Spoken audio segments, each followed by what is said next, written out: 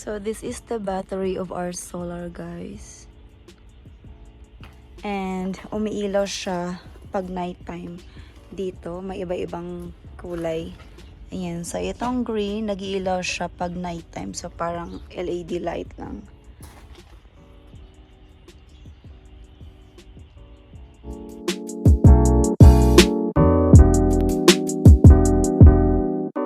And that's our solar. Ayan. That's our old solar, guys, and this one are the new ones. So installing this one here, it cost us 35,000 New Zealand dollars.